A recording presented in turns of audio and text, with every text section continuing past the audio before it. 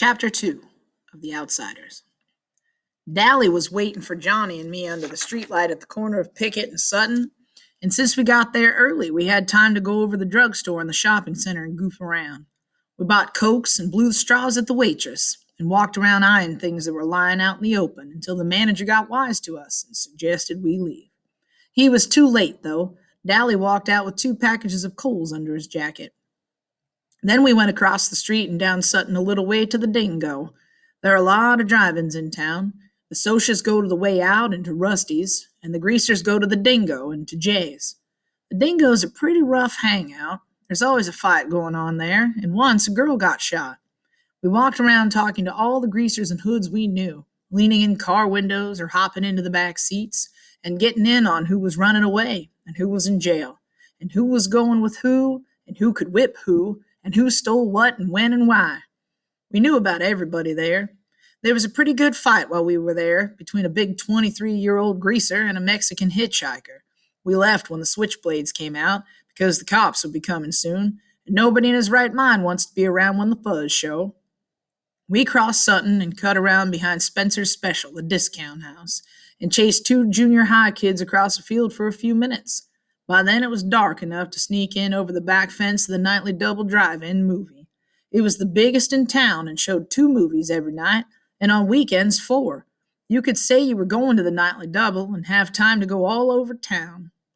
We all had the money to get in. It only costs a quarter if you're not in a car, but Dally hated to do things the legal way.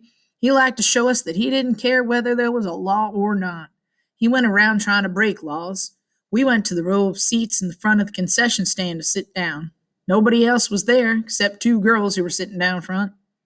Dally eyed them coolly, then walked down the aisle and sat right behind them. I had a sick feeling that Dally was up to his usual tricks, and I was right. He started talking loud enough for the 2 girls to hear. He started out bad and got worse. Dally could talk awful dirty if he wanted to, and I guess he wanted to then. I felt my ears get hot.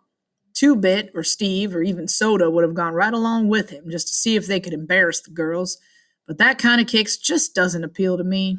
I sat there, struck dumb, and Johnny left hastily to get a Coke. I wouldn't have felt so embarrassed if they had been greasy girls. I might have even helped old Dallas. But those 2 girls weren't our kind. They were tough-looking girls, dressed sharp and really good-looking. They looked about 16 or 17. One had short dark hair and the other had long red hair. The redhead was getting mad, or scared. She sat up straight and she was chewing hard on her gum. The other one pretended not to hear Dally. Dally was getting impatient. He put his feet up on the back of the redhead's chair, winked at me, and beat his own record for saying something dirty. She turned around and gave him a cool stare. "Take your feet off my chair and shut your trap." Boy, she was good looking.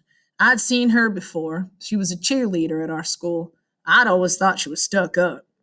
Dally merely looked at her and kept his feet where they were. "Who's gonna make me?" The other one fumed around and watched us. "That's the greaser that jockeys for the Slash J sometime," she said, as if we couldn't hear her. I'd heard that same tone a million times. Greaser, greaser, greaser. Oh yeah, I'd heard that tone before too many times. What are they doing at a drive-in without a car? I thought, and Dallas said, "I know you 2. I've seen you around rodeos." "It's a shame you can't ride bulls half as you can talk it," the redhead said coolly and turned back around. That didn't bother Dally in the least. "You 2 barrel race, huh?" "You'd better leave us alone," the redhead said in a biting voice, "or I'll call the cops." "Oh my. Dally looked bored. "You've got me scared to death." "You ought to see my record sometime, baby," he grinned slyly. "Guess what I've been in for?" "Please leave us alone," she said. "Why don't you be nice and leave us alone?" Dally grinned roguishly. "I'm never nice. Want a Coke?" She was mad by then. "I wouldn't drink it if I was starving in the desert. Get lost, hood." Dally merely shrugged and strolled off. The girl looked at me. I was half scared of her. I'm half scared of all nice girls, especially Socias. "Are you going to start in on us?" I shook my head, wide-eyed. "No." Suddenly she smiled. Gosh, she was pretty. "You don't look the type. What's your name?" I wish she wouldn't ask me that. I hate to tell people my name for the first time. Ponyboy Curtis. Then I waited for the "you're kidding" or "that's your real name" or one of the other remarks I usually get. Ponyboy's my real name, and I personally like it. The redhead just smiled. That's an original and lovely name. My dad was an original person, I said. I've got a brother named Soda Pop, and it says so on his birth certificate. My name's Sherry, but I'm called Cherry because of my hair. Cherry Valance. I know, I said. You're a cheerleader. We go to the same school. You don't look old enough to be going to high school, the dark haired girl said. I'm not. I got put up a year in grade school. Cherry was looking at me. What's a nice, smart kid like you running around with trash like that for? I felt myself stiffen. I'm a grease, same as Dally. He's my buddy. I'm sorry, Ponyboy, she said softly. Then she said briskly, Your brother Soda Pop. Does he work at a gasoline station? A DX, I think? Yeah. Man, your brother is one doll. I might have guessed you were brothers. You look alike. I grinned with pride. I don't think I look one bit like Soda, but it's not every day I hear socias telling me they think my brother is a doll. Didn't he used to ride in rodeos, saddle bronc? Yeah, Dad made him quit after he tore a ligament, though. We still hang around rodeos a lot. I've seen you two barrel race. You're good. Thanks, Cherry said. And the other girl, who was named Marcia, said, How come we don't see your brother at school? He's not any older than 16 or 17, is he? I winced inside. I've told you I can't stand it that Soda dropped out. He's a dropout, I said roughly. Dropout made me think of some poor, dumb-looking hoodlum wandering the streets breaking out streetlights. It didn't fit my happy-go-lucky brother at all. It fitted Dally perfectly, but you could hardly say it about Soda. Johnny came back then and sat down beside me. He looked around for Dally, then managed to shy hi to the girls and tried to watch the movie. He was nervous, though. Johnny was always nervous around strangers. Cherry looked at him, sizing him up as she had me. Then she smiled softly, and I knew she had him sized up right. Dally came striding back with an armful of Cokes. He handed one to each of the girls and sat down beside Cherry. This might cool you off. She gave him an incredulous look, and then she threw her Coke in his face. That might cool you off, greaser. After you wash your mouth and learn to talk and act decent, I might cool off too. Dally wiped the Coke off his face with his sleeve and smiled dangerously. If I had been Cherry, I would have beat it out of there. I knew that smile. Fiery, huh? Well, that's the way I like 'em. He started to put his arm around her, but Johnny reached over and stopped him. Leave her alone, Dally. Huh? Dally was taken off guard. He stared at Johnny in disbelief. Johnny couldn't say boo to a goose. Johnny gulped and got a little pale, but he said, You heard me. Leave her alone. Dallas scowled for a second. If it had been me, or Two-Bit, or Soda, or Steve, or anyone but Johnny, Dally would have flattened him without a moment's hesitation. You just didn't tell Dally Winston what to do. One time, in a dime store, a guy told him to move over at the candy counter. Dally had turned around and belted him so hard it knocked a tooth loose. A complete stranger, too. But Johnny was the gang's pet, and Dally just couldn't hit him. He was Dally's pet, too. Dally got up and stalked off, his fist jammed in his pockets and a frown on his face. He didn't come back. Cherry sighed in relief. Thanks. He had me scared to death. Johnny managed an admiring grin. You sure didn't show it. Nobody talks to Dally like that. She smiled. From what I saw, you do. Johnny's ears got red. I was still staring at him. It had taken more than nerve for him to say what he'd said to Dally. Johnny worshipped the ground Dallas walked on, and I had never heard Johnny talk back to anyone, much less his hero. Marcia grinned at us. She was a little smaller than Cherry. She was cute, but that Cherry Valance was a real looker. You'll sit up here with us. You can protect us. Johnny and I looked at each other. He grinned suddenly, raising his eyebrows so that they disappeared under his bangs. Would we ever have something to tell the boys? His eyes said plainly. We had picked up 2 girls, and classy ones at that. Not any greasy broads for us, but real socias. Soda would flip when I told him. Okay, I said nonchalantly. Might as well. I sat between them, and Johnny sat next to Cherry. How old are you all? Marcia asked. 14, I said. 16, said Johnny. That's funny, Marcia said. I thought you were both 16, Cherry finished for her. I was grateful. Johnny looked 14, and he knew it, and it bugged him something awful. Johnny grinned. How come y'all ain't scared of us like you were Dally? Cherry sighed. You two are too sweet to scare anyone. First of all, you didn't join in Dallas's dirty talk, and you made him leave us alone. And when we asked you to sit up here with us, you didn't act like it was an invitation to make out for the night. Besides that, I've heard about Dallas Winston, and he looked as hard as nails and twice as tough, and you two don't look mean. Sure, I said tiredly. We're young and innocent. No, Cherry said slowly, looking at me carefully. Not innocent. You've seen too much to be innocent, just not dirty. Dally's okay, Johnny said defensively, and I nodded. You take up for your buddies, no matter what they do. When you're in a gang, you stick up for the members. If you don't stick up for them, stick together, make like brothers, it isn't a gang anymore. It's a pack. A snarling, distrustful, bickering pack like the Socias in their social clubs, or the street gangs in New York, or the wolves in the timber. He's tough, but he's a cool old guy. He'd leave you alone if he knew you, I said, and that was true. When Steve's cousin from Kansas came down, Dally was decent to her and watched his swearing. We all did around nice girls who were the cousinly type. I don't know how to explain it. We try to be nice to the girls we see once in a while, like cousins or the girls in class, but we still watch a nice girl go by on a street corner and say all kinds of lousy stuff about her. Don't ask me why. I don't know why. Well, Marcia said with finality, I'm glad he doesn't know us. I kind of admire him, Cherry said softly, so only I heard, and then we settled down to watch the movie. Oh, yeah, we found out why they were here without a car. They'd come with their boyfriends, but walked out on them when they found out the boys had brought some booze along. The boys had gotten angry and left. I don't care if they did, Cherry sounded annoyed. It's not my idea of a good time to sit in a drive-in and watch people get drunk. You could tell by the way she said it that her idea of a good time was probably high class and probably expensive. They'd decided to stay and see the movie anyway.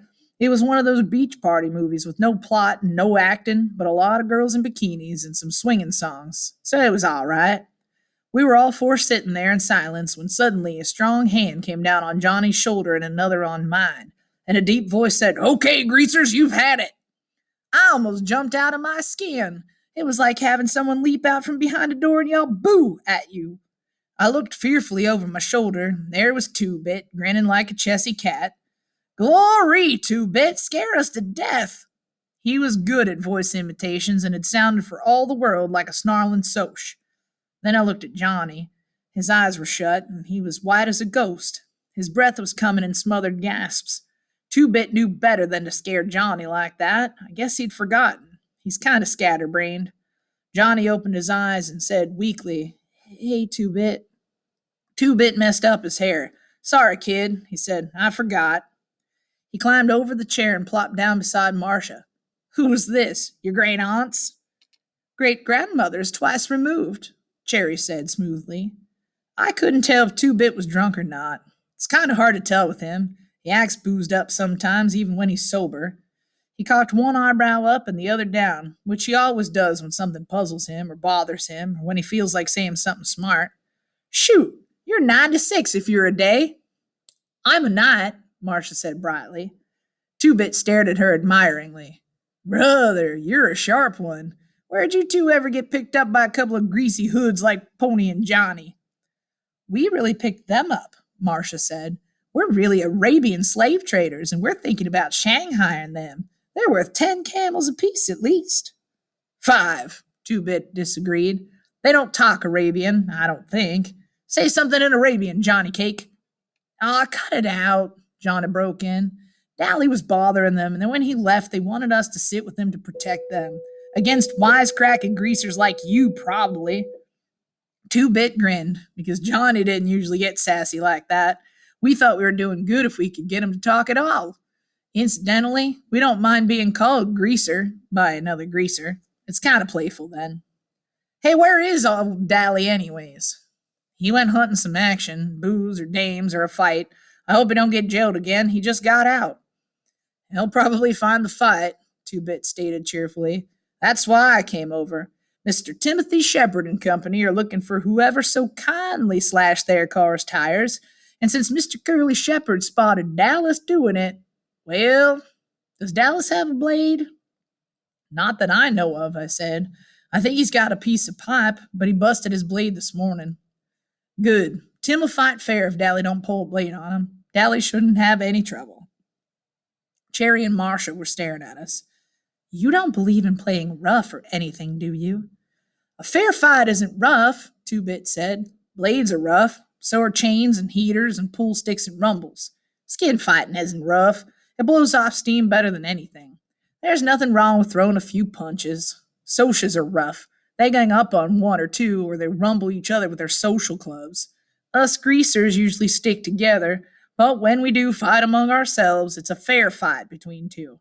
And Dally deserves whatever he gets, 'cause slashed tires ain't no joke when you've got to work to pay for 'em.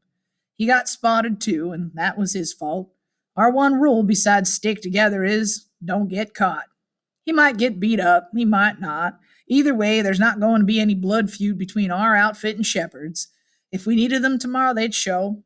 If Tim beats Dally's head in, then tomorrow asks us for help in a rumble, we'll show. Dally was getting kicks. He got caught. He pays up. No sweat. Yeah, boy, Cherry said sarcastically. Real simple. Sure, Marcia said unconcerned. If he gets killed or something, you just bury him. No sweat. You dig okay, baby. Two Bit grinned and lit a cigarette. Anyone want a weed? I looked at Two Bit admiringly. He sure put things into words good. Maybe he was still a junior at 18 and a half, and maybe his sideburns were too long, and maybe he did get boozed up too much, but he sure understood things. Cherry and Marcia shook their heads at his offering of cigarettes, but Johnny and I reached for one. Johnny's color was back and his breathing was regular, but his hand was shaking ever so slightly. A cigarette would steady it. Pony Boy, will you come with me to get some popcorn? Cherry asked. I jumped up. Sure. Y'all want some? I do, said Marcia. She was finishing the Coke Dally had given her. I realized then that Marcia and Cherry weren't alike. Cherry had said she wouldn't drink Dally's Coke if she was starving, and she meant it. It was the principle of the thing. But Marcia saw no reason to throw away a perfectly good free Coke. Me too, said Two Bit. He flipped me a 50-cent piece. Get Johnny some too. I'm buying, he added as Johnny started to reach into his jeans pocket. We went to the concession stand, and as usual, there was a line a mile long, so we had to wait. Quite a few kids turned to look at us. You didn't see a Kid Grease and a Sosie cheerleader together often. Cherry didn't seem to notice. Your friend, the one with the sideburns, he's okay? He ain't dangerous like Dallas, if that's what you mean. He's okay. She smiled, and her eyes showed that her mind was on something else. Johnny, he's been hurt bad sometime, hasn't he? It was more of a statement than a question. Hurt and scared. It was the Socias, I said nervously, because there were plenty of Socias milling around, and some of them were giving me funny looks, as if I shouldn't be with Cherry or something, and I don't like to talk about it either. Johnny getting beat up, I mean. But I started in, talking a little faster than I usually do, because I don't like to think about it either. It was almost 4 months ago. I had walked down to the DX station to get a bottle of pop and to see Steve and Soda, because they'll always buy me a couple of bottles and let me help work on the cars. I don't like to go on the weekends, because then there's usually a bunch of girls down there flirting with Soda. All kinds of girls. Socias, too. I don't care too much for girls yet. Soda says I'll grow out of it. He did. It was a warmish spring day with the sun shining bright, but it was getting chilly and dark by the time we started for home. We were walking because we had left Steve's car at the station. At the corner of our block, there's a wide open field where we play football and hang out, and it's often a site for rumbles and fist fights. We were passing it, kicking rocks down the street and finishing our last bottle of Pepsi, when Steve noticed something lying on the ground. He picked it up. It was Johnny's blue jeans jacket, the only jacket he had. Looks like Johnny forgot his jacket, Steve said, slinging it over his shoulder to take it by Johnny's house. Suddenly he stopped and examined it more carefully. There was a stain the color of rust across the collar. He looked at the ground. There were some more stains on the grass. He looked up and across the field with a stricken expression on his face. I think we all heard the low moan and saw the dark, motionless hump on the other side of the lot at the same time. Soda reached him first. Johnny was lying face down on the ground. Soda turned him over gently, and I nearly got sick. Someone had beaten him badly.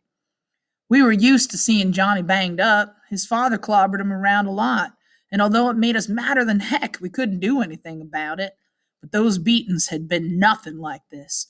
Johnny's face was cut up and bruised and swollen, and there was a wide gash from his temple to his cheekbone. He would carry that scar all his life. His white t-shirt was splattered with blood. I just stood there, trembling with sudden cold. I thought he might be dead. Surely nobody could be beaten like that and live. Steve closed his eyes for a second and muffled a groan as he dropped on his knees beside Soda. Somehow the gang sensed what had happened.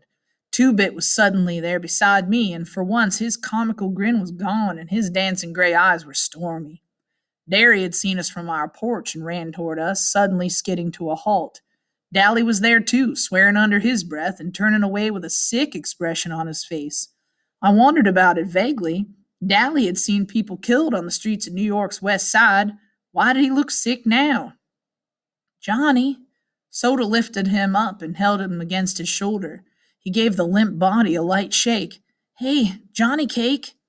Johnny didn't open his eyes, but there came a soft question. Soda? Yeah, it's me, Soda Pop said. Don't talk. You're going to be okay. There was a whole bunch of them, Johnny went on, swallowing, ignoring Soda's command. A blue Mustang full. I got so scared. He tried to swear, but suddenly started crying, fighting to control himself, then sobbing all the more because he couldn't. I had seen Johnny taking a whipping with a 2x4 from his old man and never let out a whimper. That made it worse to see him break now. Soda just held him and pushed Johnny's hair back out of his eyes. It's okay, Johnny Cake. They're gone now. It's okay.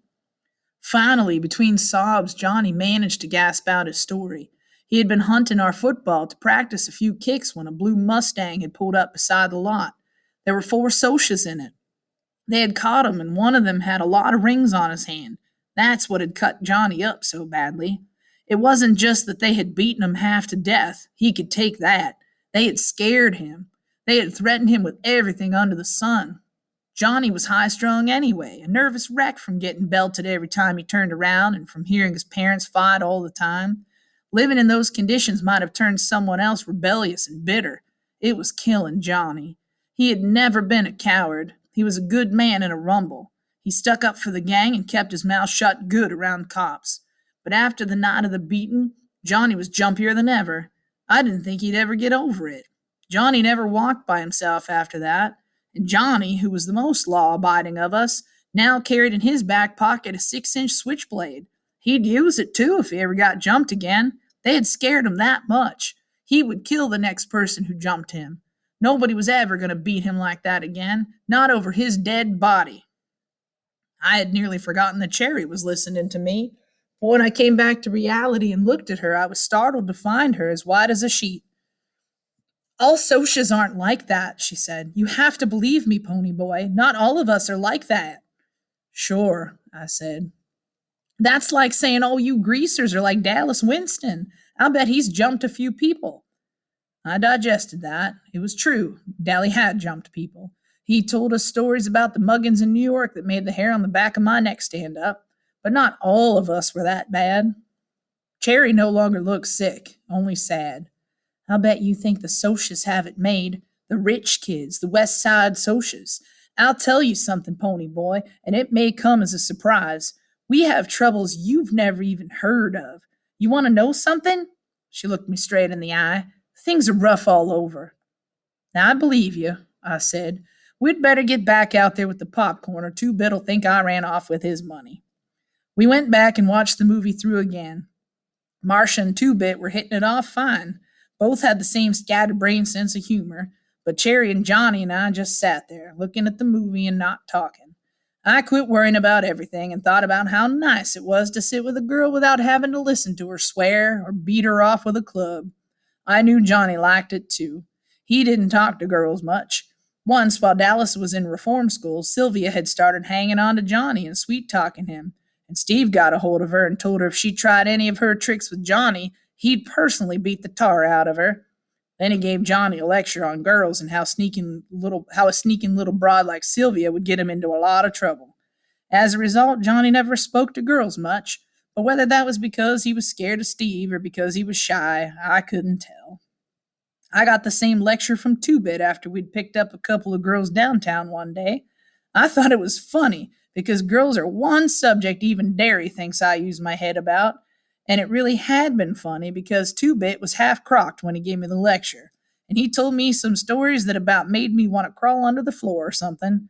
But he had been talking about girls like Sylvia, and the girls he and Dally and the rest picked up at drive-ins in downtown. He never said anything about Socy girls, so I figured it was all right to be sitting there with them, even if they did have their own troubles. I really couldn't see what Socias would have to sweat about. Good grades, good cars, good girls, Madras and Mustangs and Corvairs. Man, I thought, if I had worries like that, I'd consider myself lucky. I know better now.